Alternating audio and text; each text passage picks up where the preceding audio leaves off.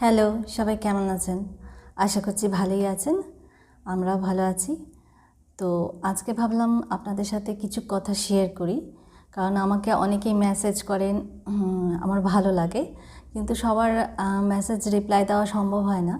তাই জন্য আপনাদের কাছে আসা। আপনারা আমাকে ফেসবুক পেজে আর ইউটিউবে দেখেন। আমার নিজের সম্পর্কে আজকে কিছু আপনাদেরকে বলবো। তো I am born in Lucknow and brought up in Kolkata. তো আমি কলকাতাতে মানুষ হয়েছি। তো এখানে আমার পড়াশোনা কাঁচাপাড়াতে আমি থাকতাম। ওটা হচ্ছে আমার বাপের বাড়ি। আর অ্যাট দ্যাট টাইম আমি এখন কল্যাণীতে থাকি। আমার বিয়ে হয়েছে কল্যাণীতে। তো কাঁচাপাড়ায় আমি আমার প্রাইমারি স্কুল আমার ছিল কল্যাণীতেই, আমি পড়তাম। তারপরে মা আমাকে হালিশহরে ভর্তি করিয়ে দেয়। ওখানে একটা ইংলিশ মিডিয়ামে পড়তাম। কল্যাণীতে যেটা পড়তাম সেটাও ইংলিশ মিডিয়ামেই পড়তাম। আসলে আমার মা বাবা দুজনেই ওয়ার্কিং।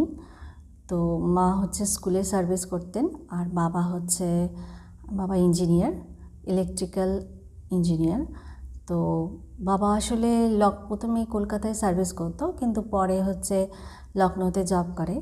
তো আমরা 4 ভাই বোন। তো আর আমার বাবার কাছে আমার দাদা দিদি থাকতো, আর আমার মার কাছে আমি আর আমার ভাই থাকতাম। তো এইভাবে আমরা মানুষ হই। আর আমার স্কুলিং হালিশহরে অন্নপূর্ণা থেকে আমি মাধ্যমিক পাশ করি। তারপরে ইন্ডিয়ান গার্লসে আমি 11-12 কমার্স নিয়ে পড়ি। তো সেখান থেকে পাশ করার পরে আমি কমার্সের ব্যারাকপুর সুরেন্দ্রনাথ রাষ্ট্রগুরু থেকে আমি বিকম অনার্সে গ্র্যাজুয়েশন কমপ্লিট করি। তো তারপরে আমার ভাই আমাকে অ্যাডভাইস করলো, তুই তো ভালো ক্রিয়েটিভিটির দিকটা তোর খুব ভালো, তা তুই ফ্যাশন ডিজাইনিং কেন করছিস না? তো আমি তখন কলকাতা থেকে ফ্যাশন ডিজাইনিংয়ে ডিপ্লোমা করি। তারপরে অনেক কাজ করতাম বিভিন্ন রকম বুটিকে, তারপরে ফ্যাশন শোতে আমরা বিভিন্ন ড্রেসগুলো সাপ্লাই দিতাম। তো এইভাবে অনেক কাজকর্ম করেছি। তারপরে আমার নিজস্ব একটা বুটিক ছিল। তো সেই বুটিকে শাড়ি, সালোয়ার এগুলো আমি সেল করতাম।